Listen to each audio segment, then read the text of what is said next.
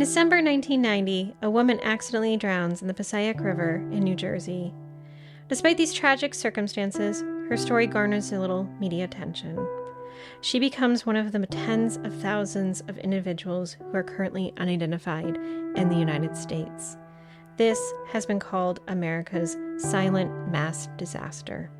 This is her story.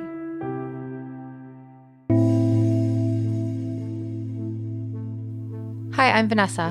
And I'm Amy. And you're listening to She Goes by Jane.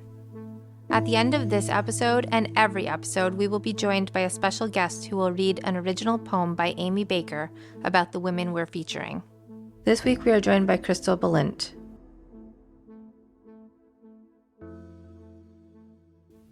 Hi, Vanessa. Hi, Amy.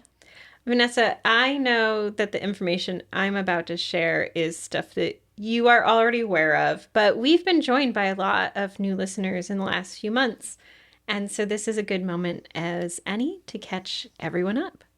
Well, it's pretty exciting about the new listeners. Welcome everyone who is new to listening to us. I hope you go back and listen to some of our older episodes.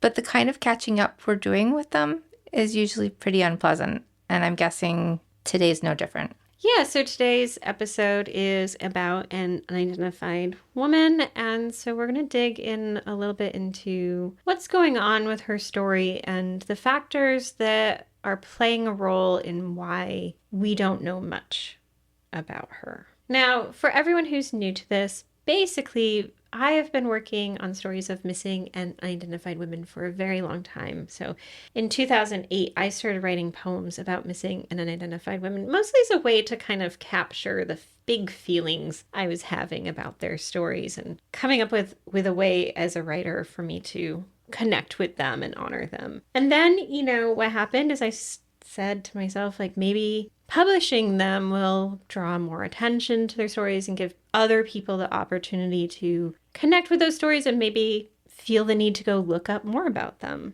Well, I feel like our entire relationship is kind of based on that. We knew each other a little bit before. Well, not our entire relationship. No. The start of it, Amy. Not now. Not now. Not now. Now there's a lot more than that. Right. But at the beginning, the thing that got us connected was when we were doing the documentary film She, and you were our topic for that because your book was so unique to me at the time.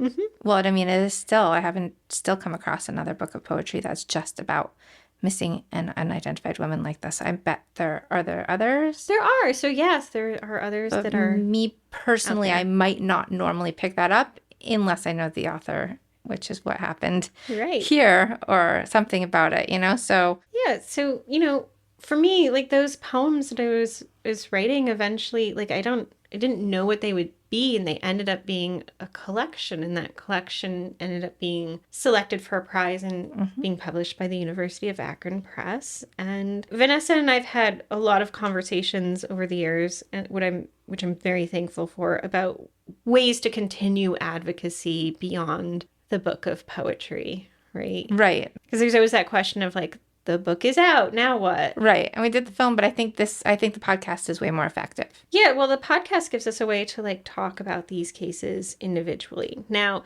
when I wrote the book, again, all of the cases were unsolved cases of missing and unidentified women. And we decided to use that book as the starting point for our first year of this podcast, right? Well, you had a lot of material there that I'm not sure anyone's heard the stories of. Yeah, and so that is the origin point. And because that book was published in 2018, one of the things that we've been able to do in this podcast is talk about some of the resolutions that have happened since then to some of those stories.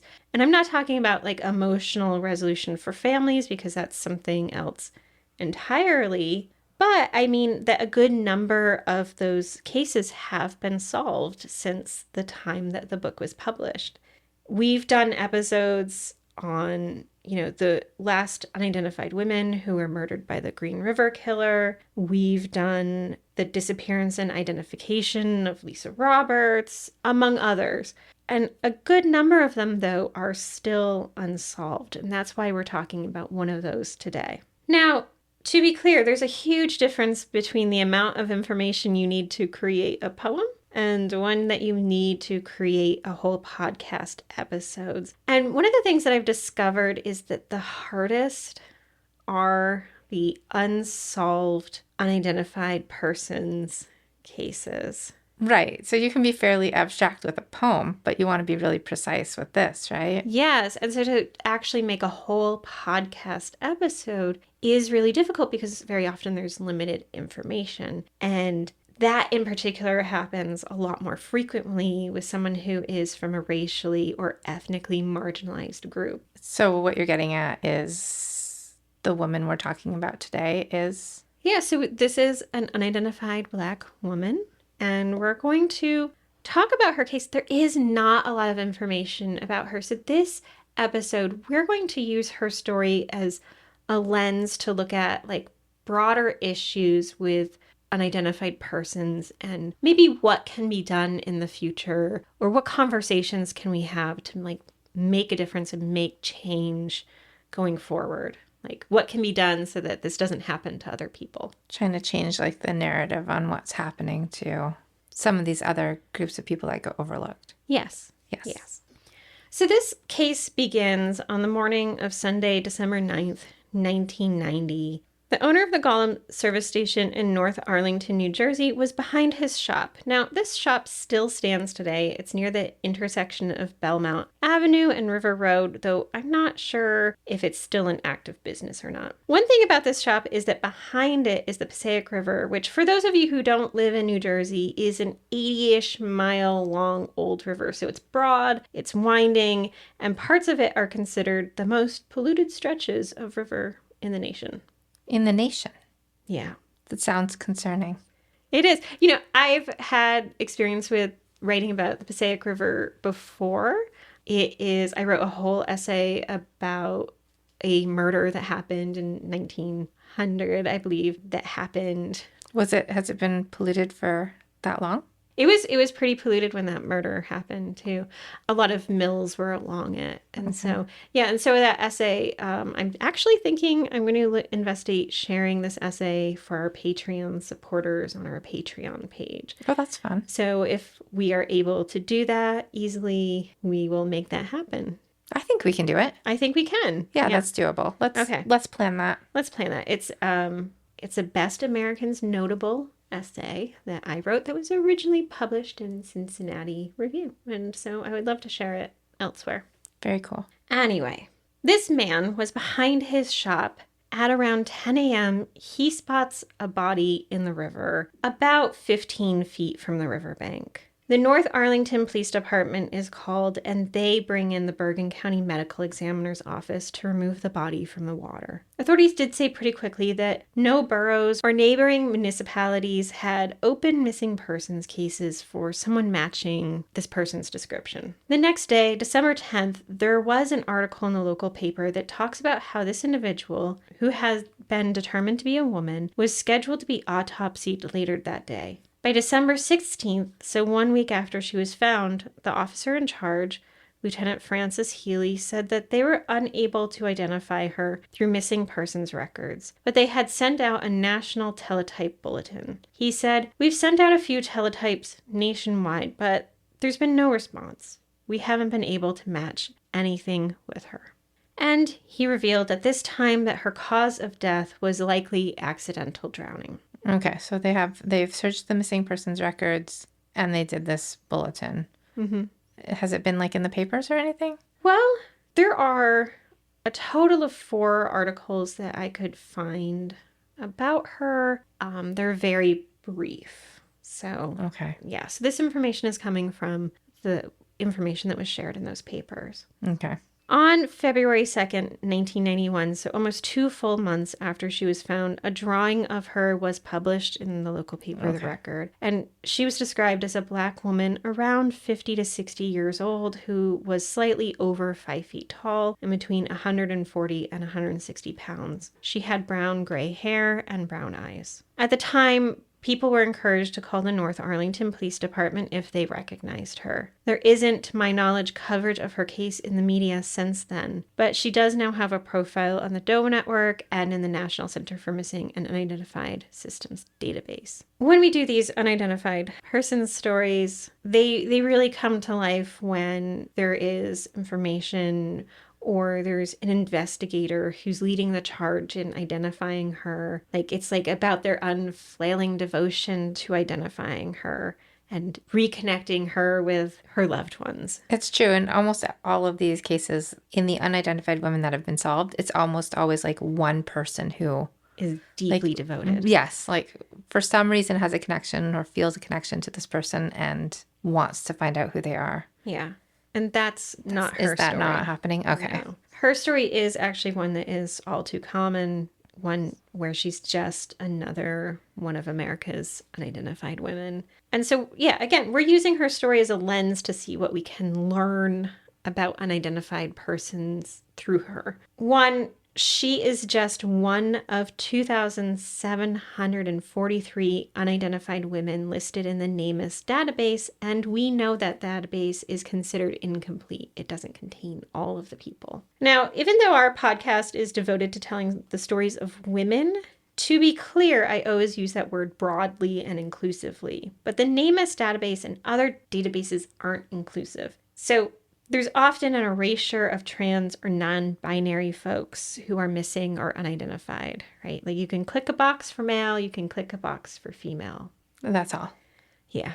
So we're using that number just as a starting point for the conversation. So 2,743 people who were identified as women. Also, the reality is that most unidentified remains are actually primarily adult males. In fact, NamUs lists 11,000 males in their database. So a good percentage of them are probably trans women. It's possible. Yeah. So there's no way of measuring delineation there. Okay. And so you can see those vastly different numbers: 11,000 men, 2,743 women. So roughly combined, that brings us to about 14,000 unidentified human remains in this country that are in that database. But research suggests that this could be even higher, conservatively speaking, around 40,000. And this is pretty much at any given time, though, too, right? It's not just like at this moment. Like, it's always going to be like this, right? Yeah, so it doesn't really seem that number has substantially gone up or down over time. Even though ones are being solved, more are coming in. More are always coming in, right? That's why you'll often hear people in fields that deal with unidentified remains call this actually a silent mass disaster and a humanitarian crisis. I think those are great titles for it. Because, like, going back to our conversation at the beginning, like when I first read your book and I'm like, what is she doing here? Like, how are there so many? And then we were having conversations and you were telling me some of the numbers and I was just like, what? Like, how am I just living my life for like 40 years not knowing that there are this many people missing or unidentified? And especially the unidentified ones. Like, how can so many people be missing with nobody looking for them or just out there? You know, it's just like, and I know that there's always like different circumstances around that. It doesn't mean nobody's looking for them, but like to get those pieces joined up seems so difficult, right? So we're going to talk a little bit about cases in which those pieces don't match up much more commonly than others. So what contributing factors are helping drive up those numbers, and what might we do to decrease those numbers? One thing we do know about this Jane Doe is that she was wearing quite a bit of clothing at the time she was found. Okay, so this is an extensive list, but these included purple knit joggers, a purple dress with a zippered back, a red t-shirt, a green and white striped halter, brown and tan leg warmers, brown wool socks trimmed in yellow, a white girdle, white knit long underwear, and nylon stockings that were tied around her waist. Now, no shoes were found with her, but that isn't unusual for those to fall off in the water. But even though it was December, she wasn't found with a coat. So was she using this layering as her way of having a coat? Yeah, you know, one of my own theories about her has always been that she was unhoused and was wearing as much of her clothing as possible. the reason I think that is because of those layers. Like, she is wearing several different tops. Well, and the nylon's tied around her waist too, right? Yeah. So, yeah. Now, again, I don't know for certain if she was unhoused at the time of her death, but if I made this assumption, did others make that assumption as well? And researchers do have ample evidence that homelessness and migration status is strongly linked with unidentified bodies. Mm-hmm. As in, when we see unidentified remains, it's more likely than not that they will either be from unhoused or from migrant populations. And that makes sense, right? Like, it does. Research also suggests, though, that it's not necessarily the homelessness or poverty that are the causes of someone becoming a John or Jane Doe in the first place, but it's there are likely fewer resources available to resolve them or even possibly interest in solving them. Right. And at this point, a lot of their family and friends might just be like used to not seeing them. So not even aware that they're missing. Right. And they might not be carrying, because we have talked about where some of the individuals weren't carrying any form of ID. Yeah. So one of our earlier episodes was actually about unidentified living individuals. Mm-hmm. Do you remember that one? I do. Yeah. And one of the things that we talked about in that episode is that living people are unidentified quite frequently. They head out without their ID on them, and then something happens. A lot of those are resolved really quickly, right? Because they're linked with someone more readily, but there'll always be like a few that are left over who just aren't. Right. Now, that also happens to people who are unidentified and deceased. It's not uncommon for some sort of investigative practice to happen to identify that individual, and for most, those are resolved relatively quickly. What lingers are often cases where there are those extra factors, and one of those is being homeless or a migrant or a refugee. So that increases your chance that your case won't be resolved, and then you'll just be added to that list of, America's unidentified people.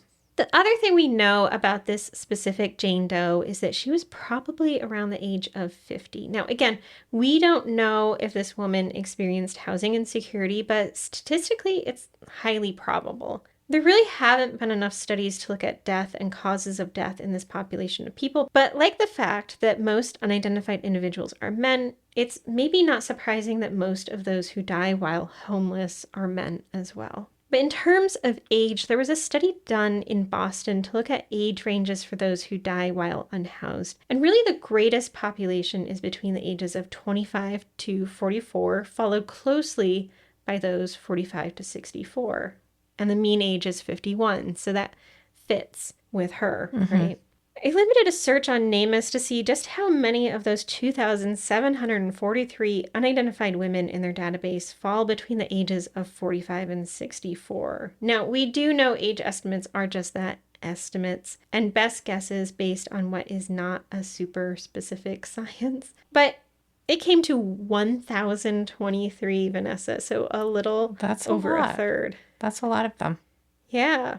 I was surprised by that. Right. And I think, we've talked about it before where most people think that if somebody's unidentified or missing, most likely they're younger. Right. But it's not always, obviously, it's not the case at all. Yeah. Yeah. Because one of the things that we have talked about is there is identifiable age bias in media coverage when it comes to missing and unidentified persons. So it would make sense that if there's less media coverage, there's less of a chance of that person being identified. Mm-hmm. So again, for the Jane Doe we're talking about today, there were just 4 articles I could find about her. All of them were very brief, and none of them were on the front page. They're buried well into... Was the sketch with any of these? The sketch was in with the one that ran in February. So the sketch was in one of 4 articles. Yes.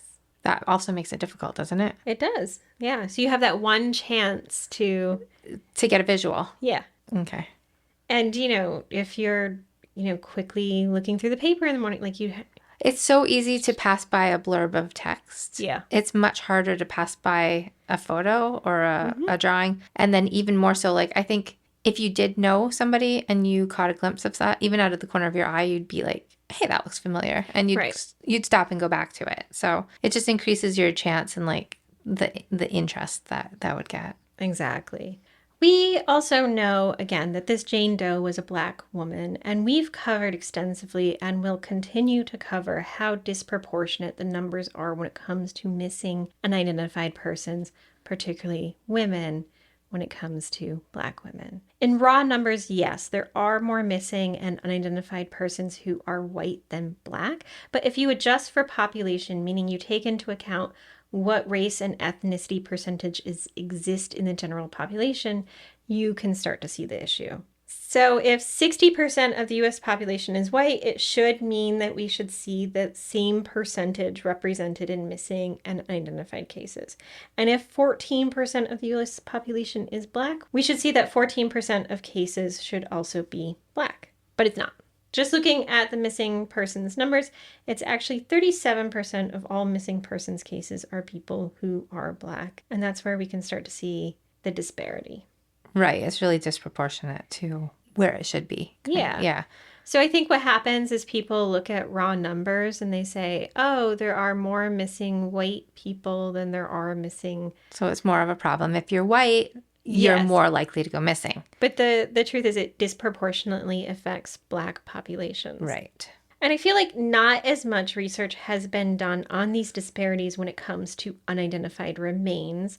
And there are some confounding factors here, which is that identifying someone's race by their remains is also an inexact science, right? So it might be hard to get like really clear numbers, but my argument has always been if we see it in missing persons cases, we're going to see that in unidentified remains as well. Right. One of the other few details we have about this Jane Doe is that in addition to her clothing, she was actually wearing quite a bit of jewelry, and these might help provide clues to her identity. The first is that she was wearing a red ribbon around her neck, along with a multicolored beaded necklace. In addition, she had a copper-colored metal ring with carvings that depicted astrological signs, and this was worn on her left ring finger. And she also had a multicolored handkerchief that was tied in a knot, and this contained a clove of garlic, along with a medallion that was yellow metal and had a picture of a man and the name Moses written on one side, and on the other was a picture of a snake with a half moon in the sky.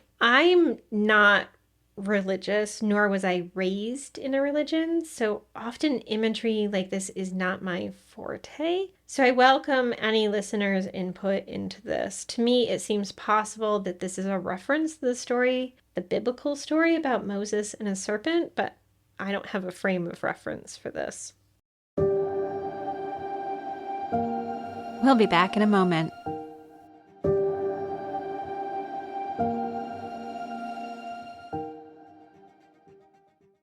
As for the garlic, I think one of the immediate cultural references, for me at least, was that wearing garlic is protection from vampires. Right. But actually wearing garlic has long been a practice to ward off evil in general. Sometimes the devil, sometimes just general evil or misfortune, what have you. When I was researching to write this poem originally, I was told that wearing garlic and carrying garlic in this way does happen in Caribbean cultures. Again, I would love some additional insight into this, so if anyone knows, you can please chime in and message us. I would love to know more. But this detail has always made me wonder if she traveled to the US from another country. Research shows that unidentified remains are often from not just underrepresented populations, but also that foreign-born individuals are overrepresented as well. So it makes me sad thinking that somewhere in another country, somebody might be looking for her. Exactly. And she's just sitting here. In the United States. In the United States, unidentified, when elsewhere somebody would probably give anything to know where she is. Exactly.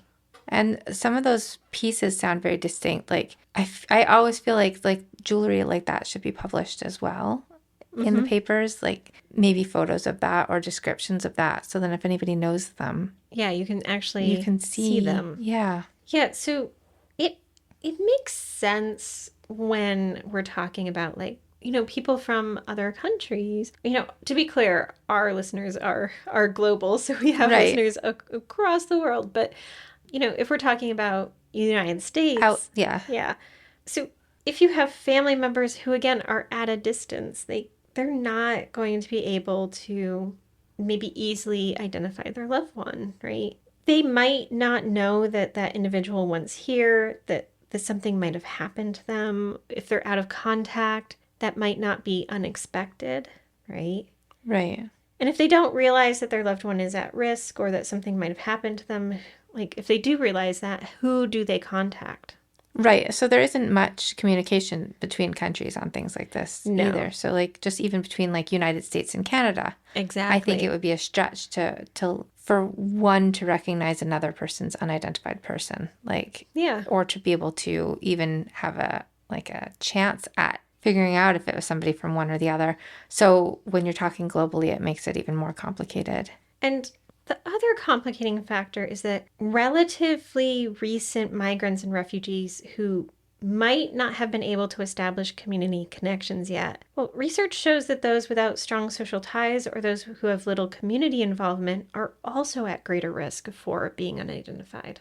We know that does are more likely to be identified if their bodies are, and I hate this language, well preserved, meaning that identification can be done visually. It's not a pleasant thought, but it makes sense. Yeah. Yeah. So, I mean, there is a lot of trauma associated with going in and having to identify a loved one, but if they are well preserved, it does make that process quick, and it does mean things can move along quickly, right?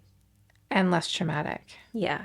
This Jane Doe was found relatively quickly after her death, meaning that a quick identification was more of a possibility, yet she wasn't. Well, this does happen. It does happen in more cases where someone is a migrant or refugee. If you consider that someone who is unidentified and a migrant or refugee might also have relatives with that same status, if they have maybe like dicey immigration status, it could keep them from reaching out and identifying their loved ones even when they know or suspect that the Doe is their relative. With risks like detainment or deportation, that's a risk that some family members or friends aren't able to take. Right. And on top of this, if there's any language barriers. Exactly. So if it's published only in English newspapers, why would somebody who doesn't speak English even be reading it? Exactly. So we have all these factors that just make it harder.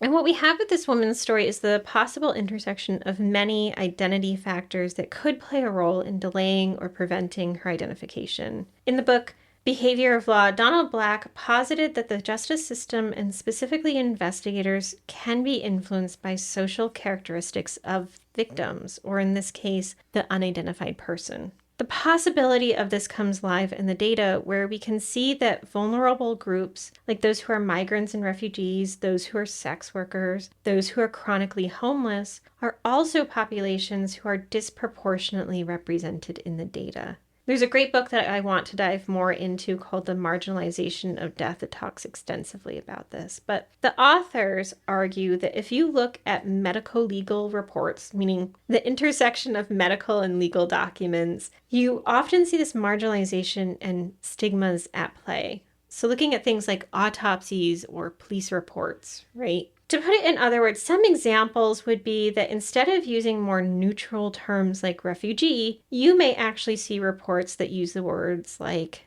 illegals or aliens.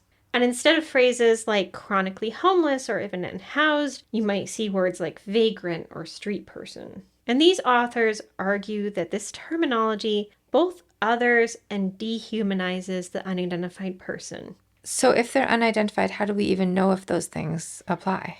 So, for instance, if you found a body of a person in like a encampment for unhoused people, Okay. right? You're going to draw the conclusion that they were also unhoused. But how would we know if like they're illegal? That just seems Yes. Well, yeah. inappropriate to Exactly. jump to that conclusion. Right. So all of those, though, are a way to kind of distance yourself from the person. You're othering them, which makes you less invested in their case. It makes it easy to not have to do that work. Exactly. And it makes it easier to believe that, they might have done something wrong or illegal and are somehow not deserving of care. And to be clear, we're not saying that this is what everybody who comes across an unidentified person is going to do. That's absolutely not what Amy's saying here, but Exactly. it does happen. It does happen, right? And all of this means that there are chances, and this, again, now doesn't always happen, but there are chances for people to make decisions with their resources in terms of time or finances not to invest in identifying those individuals. And while we didn't get access to this Jane Doe's records to see if any of that marginalization in terms of language is happening here, I was struck by the language used in one of the few newspaper articles on her. When they ran that drawing, Vanessa, several months after she was found, the headline read, "Identity of Corpse Sought." Okay. So already using corpse instead of woman. Exactly. And not even describing, within the article, do they say female? They do, Black, but like the such an big age, headline, but the identity big of headline corpse. So that makes it easy also for you to just like, as a reader, just disconnect from her as a person. Yeah, she's not right? a person. This is a corpse. Like, we're just going to go past this article. We're not even going to read it. Yeah. Now, technically that language is true. It's true, but maybe that's more of a medical term and we can use a people term. Exactly. Yeah. Right. So, it's those steps that kind of take you away from her being a whole human who has loved ones who miss her and start seeing her really as her body and remains. Right.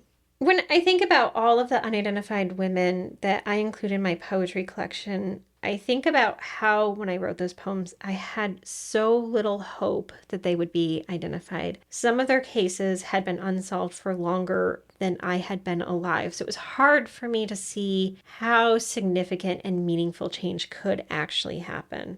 I know I talk a lot, maybe too much, I don't know, about the importance of investigative genetic genealogy, but this development took cases that I thought never could be solved and changed that. So we do talk about that a lot. You do talk about it a lot.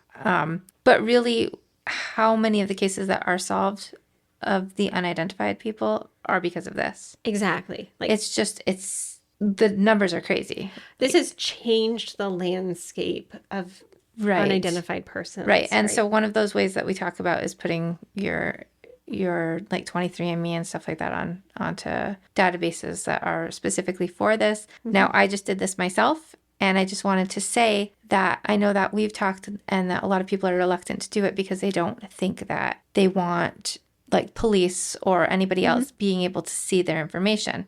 That's not a worry, because when I just did it, it did have an option to keep my files out of police hands and only let the genetic genealogists that are investigating use it. Yeah, so you can actually opt yourself out of allowing the police to access your personal information. So only the genetic genealogists will be able to go in and see your information. So you can still keep yourself, like, if for whatever reason you don't want anyone to know about something, or like you're protecting a family member or whatever, I don't know what your reasons are for being so reluctant. But anyways, if you are, there is an opt-out of police accessing your information. So no worries there. Right. I think these steps have changed so much, right? But one of the major downsides is that individuals being identified right now, the vast majority of them are white. I don't think that there's enough research to show how and why this is happening, but we can come up with some ideas about why. The first is that the databases being used for identification are currently skewed towards those with Northern European ancestry because more of them have submitted their DNA to those databases. Like mine is just like French, English, Irish people.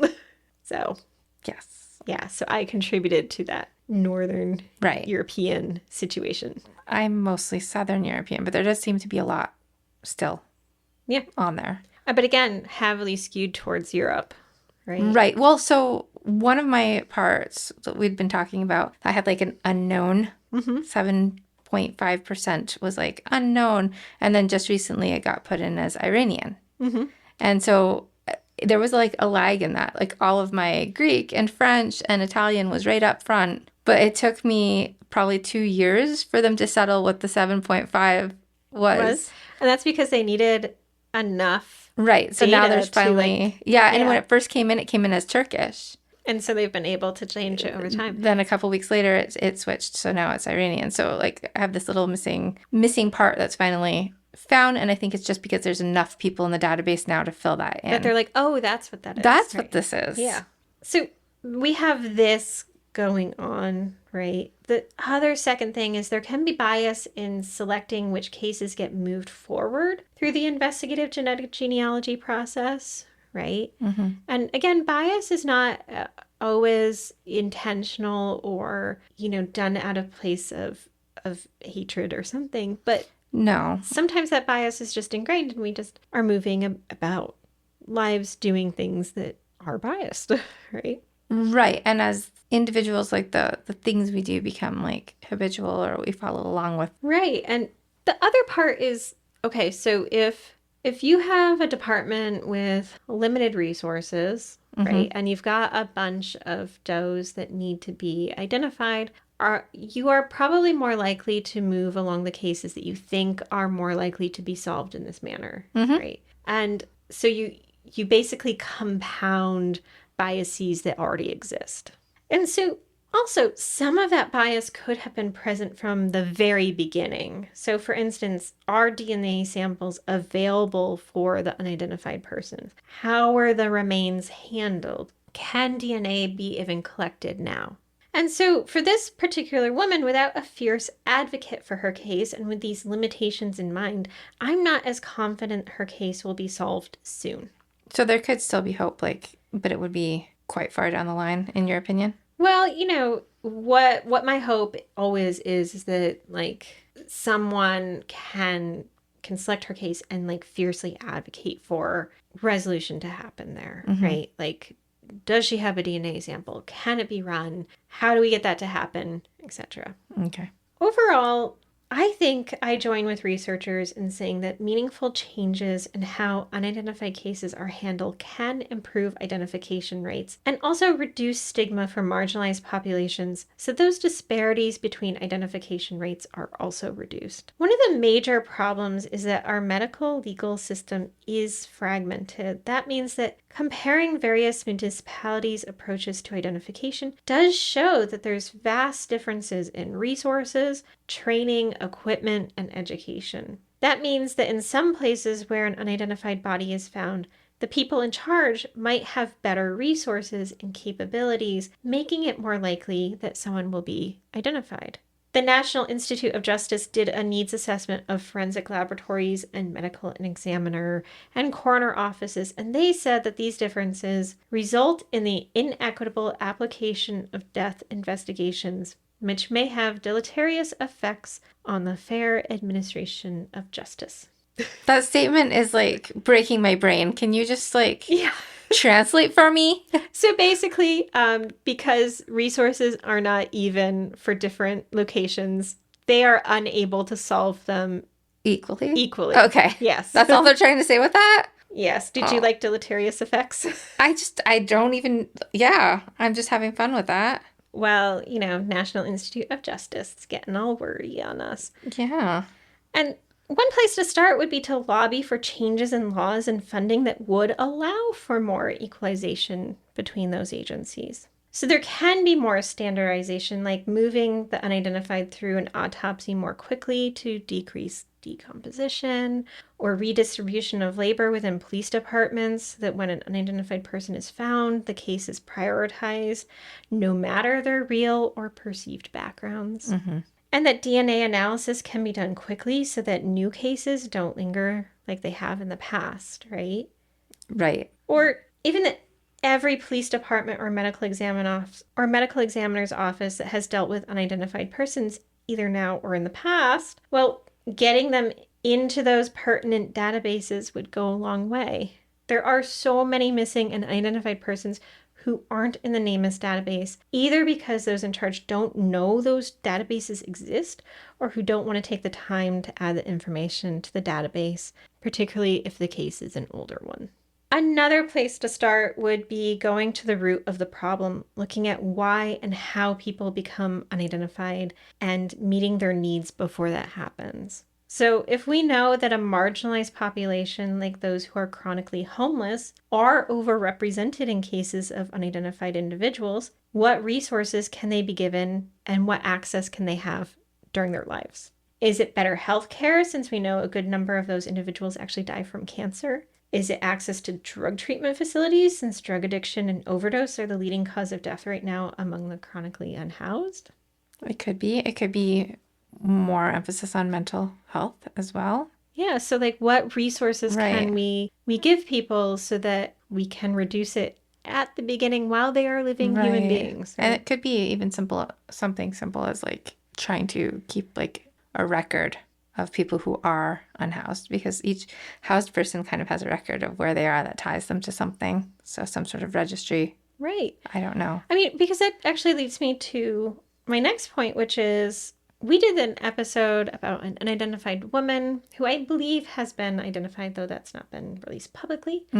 Bitter Creek Betty. And we talked a lot about truck drivers. Yes. And I said that one thing that would make both sex workers and travelers who hitch rides along highway systems and truck drivers themselves safer is the creation of community and community resources. It's harder for someone to be a target or go missing if people take an active engagement and notice and recognize those around them, even when those people are just passing through. We have people in our own community, Vanessa, we've talked about this as well, people who are passing through regularly who need care and support. So how can we provide a community connection to help them be safer? So Vanessa, for instance, you and I have a mutual friend who basically found a refugee from South America in emotional distress while she was out for her morning walk. So he had hoped to cross the border into Canada, but he had been turned away. And I won't include all of the details here because it's her story to share, but she spent quite a bit of time with him, learning about him and his story, and she connected him to other community members who could help him out. Just that meant that all of those people who were invited in were community connections for him, and that made him safer during his time here. If, God forbid, some harm happened to him while he was here, it also meant that there were people who would recognize him and give law enforcement a starting point in an investigation if something had happened to him. And also just like what a big relief he must have felt, just somebody acknowledging. Yeah. Like what's happening with him. He definitely, she talked about like how scared he was and how he just didn't know what to do. And so there was community members who reached out and said, like, we can help support you and figure this out. That's amazing. So there's a lot of work to be done on a national level, as well as our own individual interactions with those around us that can make a huge difference here. But for this Jane Doe, I think a lot about her story and how what we know about her is that on one morning in December, a woman was found in the Passaic River. We are now going to listen to Amy's poem, Prayer for Protection, read by Crystal Balint. Crystal is an award-winning actor based in Vancouver, British Columbia. With a career that spans more than 20 years, working extensively in television, film, and theater in Canada and abroad. Born and raised in a small town in the Rocky Mountains, she has had a passion for the arts since childhood. Followed that passion to build a career that has brought her many successes, both on the stage and on the small screen. She has appeared on many renowned productions over the span of her career, working alongside some of North America's finest talent, with notable credits including CW's The 100, Supergirl, Disney's Mex X4, and dramatic series such as ABC's The Good Doctor and Fox's Prison Break.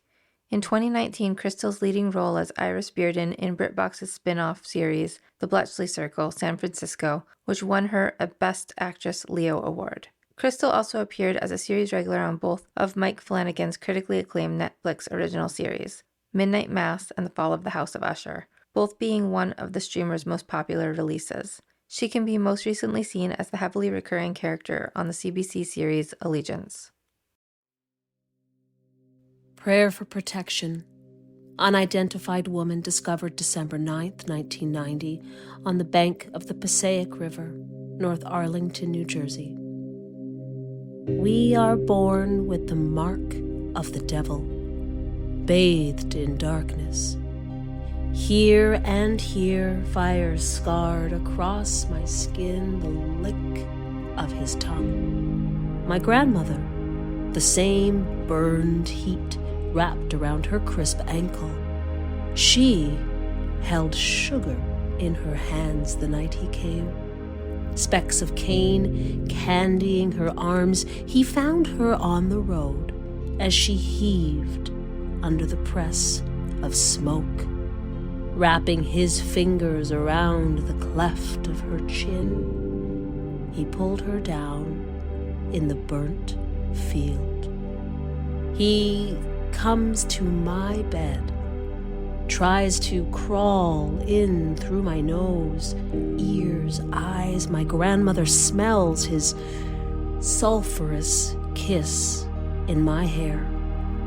Piercing the meat of a garlic clove with her sewing needle, she makes a necklace held with red thread. Now, by the cold river, his cloven hooves etch the ground with desire. Gathered in my hand, the mud seems too small to hold the weight of sin. When he comes, he will hold the world. We will embrace in the grip of the water. He will be handsome. He will be the ragged goat. He will be my heart. For more information about our show or to check out other shows on the network, please visit evergreenpodcast.com. Bye, Vanessa. Bye, Amy.